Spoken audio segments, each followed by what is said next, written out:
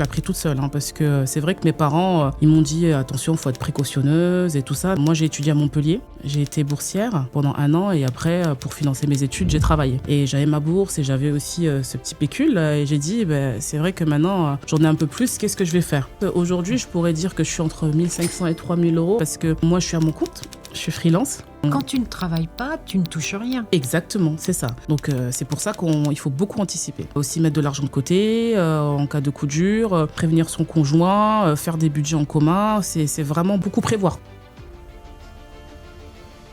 Bonjour mesdames et bienvenue dans notre podcast Quand les femmes nous parlent d'argent. Ici, elles se livrent simplement, sincèrement et sans détour. Parce que l'argent, ce n'est pas qu'une question de chiffres. C'est aussi une histoire de choix, de liberté et parfois même d'amour. Ici, on discute de ce qu'on gagne, de ce qu'on dépense, de nos réussites, mais aussi de nos galères. Enfin, de la vraie vie. Alors, installez-vous, on démarre. Bonjour Ludivine. Bonjour Isabelle. Tu nous viens du 94. Exactement, je viens du 94. Merci d'être parmi nous. Alors, tu es ingénieur biotech. Est-ce que tu peux m'expliquer ce que c'est? Ah là là, je sais que souvent, beaucoup de gens me demandent ça. Effectivement. En fait, la biotech, pour moi, je le résume souvent à la science du vivant. Donc, du coup, ça peut toucher plein de domaines. Ça peut toucher le domaine pharmaceutique, on peut exercer aussi dans les cosmétiques, on peut exercer aussi dans l'agronomie, l'agriculture. Et moi, j'ai fait le choix de faire la biotech santé. Donc, la biotech santé, c'est pour, soigner des malades, avoir des innovations pour les patients. Et j'ai travaillé pendant près de 10 ans sur des innovations en biotech, que ce soit pour détecter des maladies ou des cancers rares, pour travailler sur le cœur artificiel, pour des anesthésiants dentaires, enfin, toutes sortes de choses. Et voilà. Passionnant. Je pourrais le résumer comme ça. Super. Ma première question, c'est est-ce que tu as un souvenir précis de ton premier contact avec l'argent? Alors, mon premier contact avec l'argent, là, comme ça, il remonte à loin, plus de 30 ans. Mais mon premier contact avec l'argent, je pourrais dire, c'est quand j'étais petite. J'ai fait mes premières vacances sans mes parents. C'était à Agen, avec des amis à mes parents. Donc, on est parti avec leur fils que j'adorais et on est parti chez les grands-parents de cet ami-là. Et ma mère, à l'époque, m'avait donné 50 francs. Donc voilà, elle m'avait donné 50 francs. Donc pour moi, 50 francs, c'est comme si on me donnait aujourd'hui une grosse somme avec plein de zéros, quoi. Et je m'en souviens, la première chose que j'ai fait quand je suis allée là-bas, je suis partie dans le bureau tabac ou dans la boulangerie et j'ai acheté 50 francs de bonbons. 50 francs de bonbons. 50 francs de bonbons. Donc aujourd'hui, 50 francs de bonbons, c'est pas grand-chose, mais je m'étais retrouvée avec un énorme sac comme ça de bonbons. Et je m'en souviens, quand j'étais rentrée, tout le monde s'était marré de rire parce qu'ils se sont dit, toi, la seule chose auquel t'as pensé, c'est acheter des bonbons. Et pour 50 francs, c'est pas genre pour 5 francs, 10 francs, 50 francs. Et j'ai mangé ces bonbons avec mon ami sur une semaine. D'ailleurs, il a pas duré longtemps, ces bonbons. Et c'est mon premier souvenir comme ça, marquant sur l'argent. C'était une somme pour moi qui était énorme. J'avais 7-8 ans, c'est vrai que voilà. Et j'avais ça, quoi. Donc, ouais. Donc, tu as été vers la gourmandise, vers la sucrerie. Exactement, c'est ça, exactement. Et à l'époque, nous, les bonbons, on allait toujours au bureau tabac, à la boulangerie pour acheter ça. Et on avait toujours quelques francs dans notre poche. Mais là, 50 francs, j'ai fait, waouh, 50 francs de bonbons. Pas des fringues, pas des habits, pas des jouets, pas des billes, des bonbons. Voilà, okay. Mon premier souvenir avec l'argent. Rien à voir avec aujourd'hui, parce qu'aujourd'hui, quand je fais mes cours, j'achète pas de bonbons. C'est pas trop mon truc, mais ouais, c'est mon premier souvenir avec l'argent.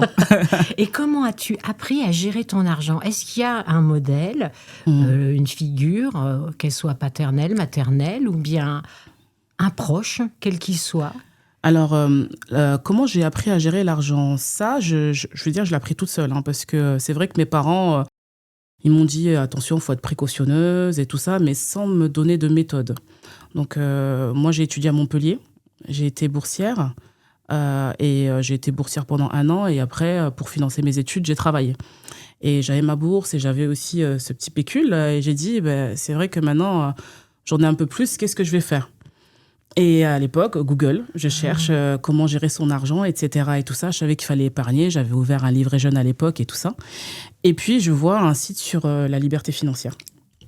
Et du coup, je dis, mais qu'est-ce que c'est ça? Et en fait, en regardant, du coup, j'ai vu des principes qui étaient simples, qui étaient paye-toi d'abord. Ça, c'était aux alentours de 2010. Paye-toi d'abord, Il faut toujours épargner 10%, c'est-à-dire que quand on reçoit par exemple 100 euros, du coup on met 10 euros toujours, quel que soit le montant. Et je me suis appliqué ces principes-là et j'ai mis cette méthode-là. Et en plus aussi en constituant un budget. Et là, petit à petit, du coup, j'ai commencé à mettre ça en place. Et du coup, j'ai commencé à avoir un livret qui a commencé à se gonfler, un deuxième livret, avoir aussi des projets pour, du coup, passer mon permis, pour acheter des choses dans mon appartement. Et à partir de là, en fait, je me suis mis cette méthode, cette discipline-là, qui a permis, en fait, plus tard, d'avoir ces acquis-là pour aujourd'hui, quoi, tout simplement. Une fourmi. Ouais. Ouais, c'est comme ça. Et puis, je pouvais aller plus loin, mais je me suis dit, non, il faut quand même que je profite. Donc, je sortais quand même avec les copines, j'achetais quand même quelques fringues et tout ça. Mais c'est vrai que ça allait loin, c'est-à-dire pour préparer ses repas, pour essayer de...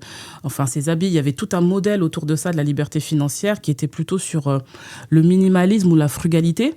Et c'est vrai que j'avais commencé à explorer ça, mais surtout quand on est étudiant, on n'a pas beaucoup d'argent, en tout cas pour moi-même.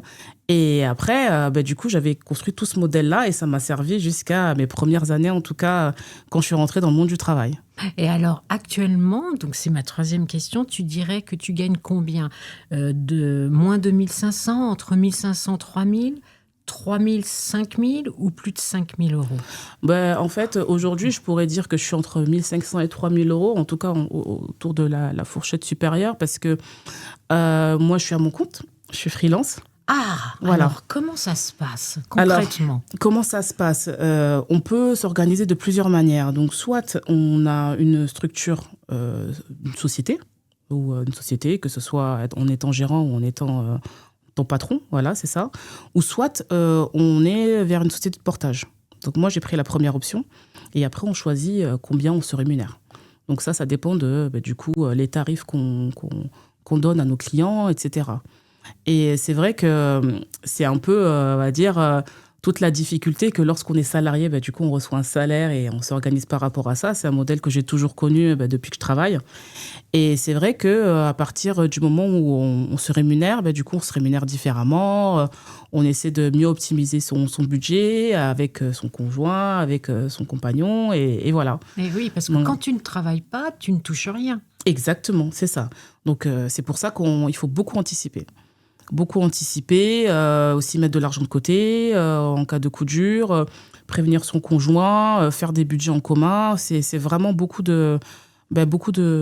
faut beaucoup prévoir, quoi. D'accord, justement, j'y arrive.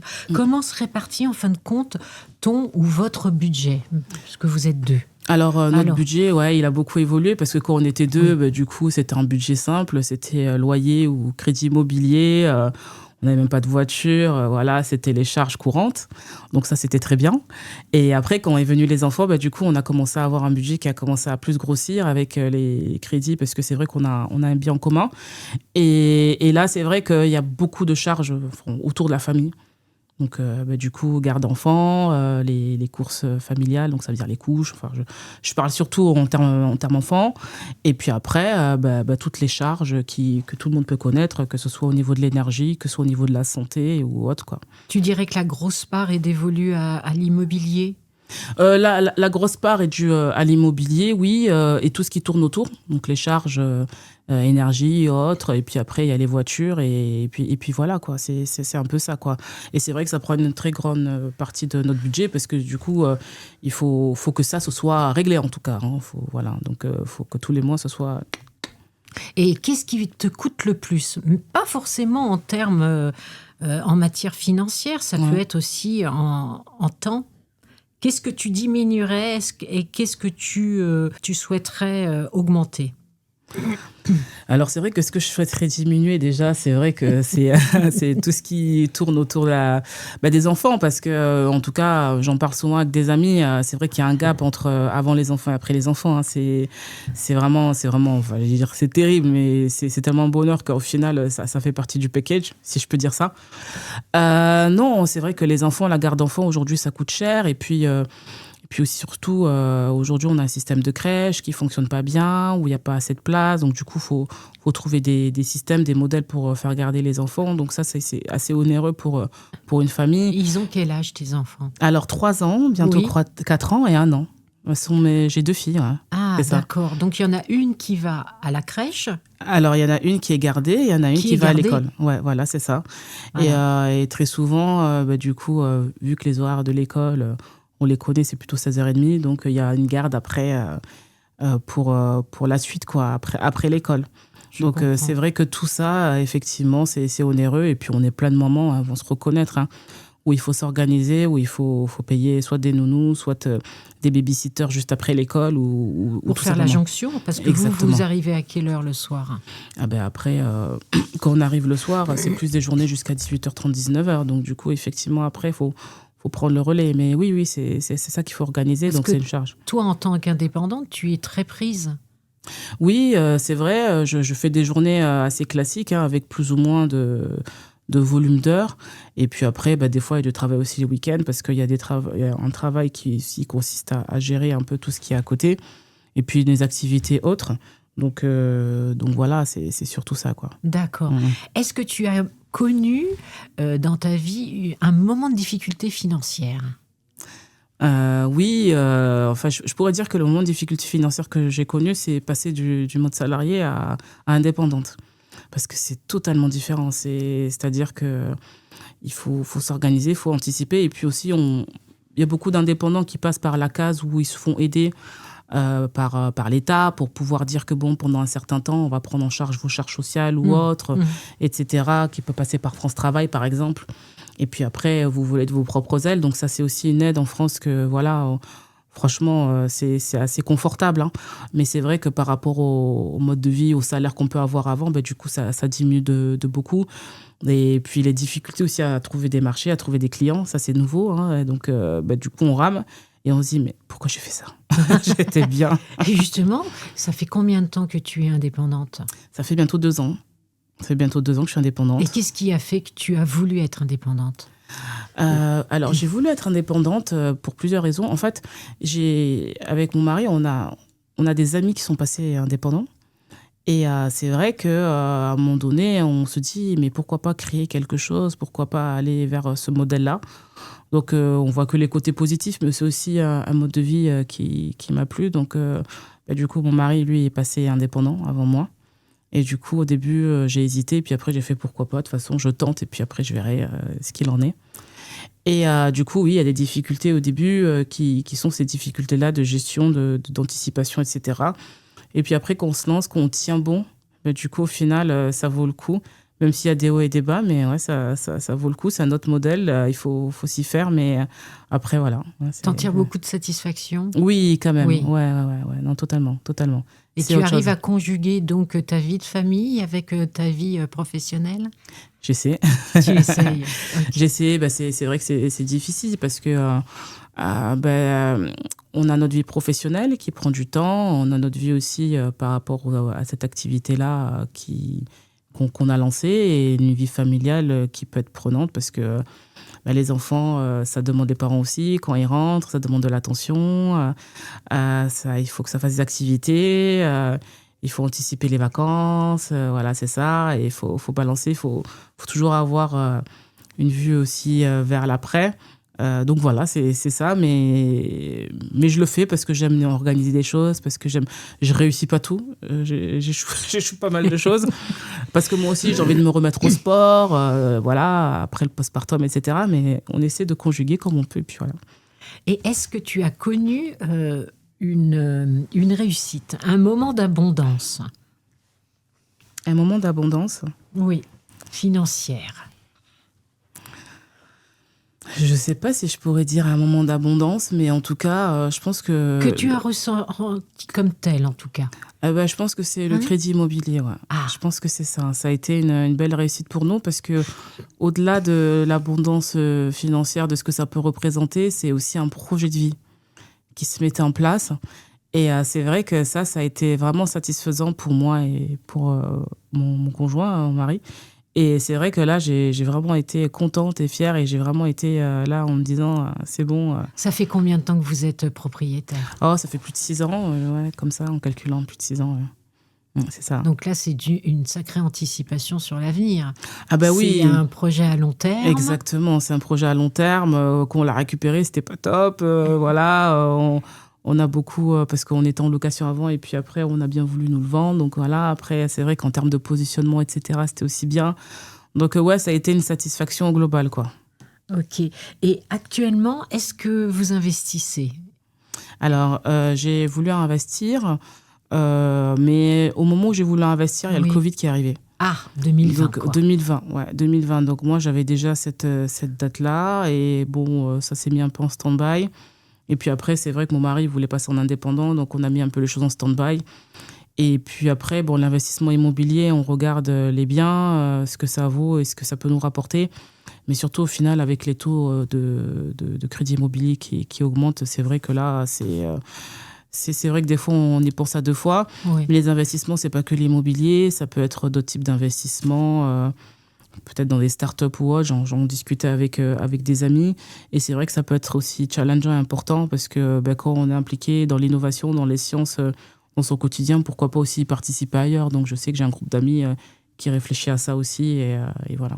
Ah oui, donc ça irait plus vers le crowdfunding, ça serait... Oui, et puis c'est nouveau pour moi. Donc, c'est vrai que moi, je me renseigne beaucoup et je demande beaucoup de conseils aussi aux personnes qui sont impliquées. Mais c'est vrai que on se demande pourquoi pas, quoi. Pourquoi pas aller aussi vers ce type d'investissement. J'interromps la vidéo 1 minute pour vous parler de notre guide Bourse. Il est actuellement en kiosque. Des premiers pas au premier million, comment investir en bourse. J'en profite aussi pour vous dire qu'il y a des liens cliquables dans la description de cette vidéo pour pouvoir vous abonner à nos revues. À très bientôt. Merci beaucoup. Et quelle place occupe l'argent dans ta vie?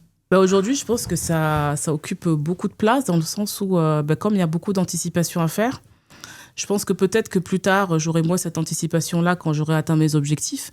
Mais du coup, comme il y a beaucoup d'anticipation à faire, du coup, je regarde les dépenses, les courses, je crée un modèle pour savoir comment je pourrais faire mes courses, à quelle fréquence. C'est sur ces petits détails comme ça de budget. Et puis après, pour les projets à long terme aussi, c'est vraiment tous ces aspects-là que je regarde. Donc, ça prend beaucoup de temps. Par exemple, là, il y a le budget qui va sauter. Du coup, ça impacte nos budgets, nos budgets familiaux. Donc, du coup, je regarde ce qui est adopté, ce qui n'est pas adopté, comment l'anticiper. C'est vrai que c'est à ce niveau-là de détail, quoi. Donc, ça provoque un petit peu d'inquiétude chez toi ou tu t'adaptes assez facilement et avec, je dirais... Oui, je pourrais dire pragmatisme. Oui, je dis que je pourrais... Enfin, on s'adapte et puis surtout, on est obligé. Mais c'est vrai qu'aujourd'hui, avec ce qui se passe en termes, on va dire, plus politique, avec l'impact de ce budget-là qui va être voté, du coup, pour les foyers, pour beaucoup de foyers, et dont le nôtre, on regarde beaucoup ce qui va être adopté, ce qui va pas être adopté, parce que ça change beaucoup de choses. Par exemple, le service à la personne... je sais pas, pour les personnes qui ont une entreprise, ça peut aussi changer beaucoup de choses. Enfin, ce sont des choses où c'est vrai que le budget prend beaucoup de place pour le moment parce qu'il faut jongler avec plusieurs choses. Et qu'il y a beaucoup d'incertitudes. Beaucoup d'incertitudes. Donc, du coup, on regarde de près. Il y a eu beaucoup d'annonces qui ont été faites. On a regardé, du coup, comment ça allait nous impacter. Après, il y a certaines choses qui sont revenues dessus. Mais c'est vrai qu'il y a certaines choses où, du coup, les gens se posent des questions et se disent comment ils vont faire demain, etc.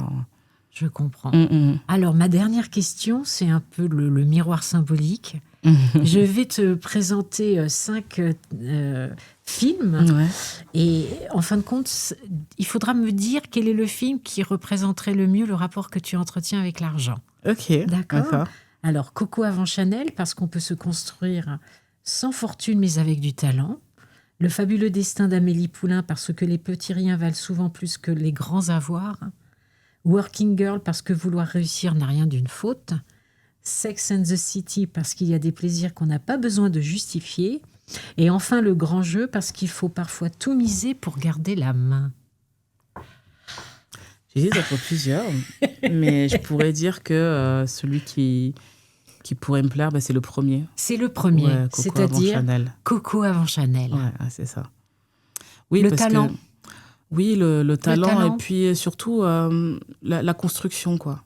La construction, pas à pas, y aller et persévérer des petits pas. Tu aimes anticiper. Tu aimes... voilà. Ouais, j'aime ça, beaucoup ça. C'est quelque chose qui peut vraiment te définir, c'est-à-dire que c'est une manière pour toi de te rassurer Ouais. Et dans la maîtrise. d'éviter les mauvaises surprises Exactement, ouais. Les anticiper au maximum. et d'anticiper au maximum. Exactement. C'est ça. Donc c'est un peu ça, moi. Ouais. Voilà. C'est ton T'as tout côté résumé. ingénieur qui te... Oui, mon côté méthode, ouais, ce côté-là que j'ai, ouais, c'est un peu ça. Bon, merci beaucoup Ludivine. Merci Isabelle de m'avoir accueillie. Hein, Et très puis gentille à bonne toi. rentrée. Merci, très gentil à toi. Merci. Merci.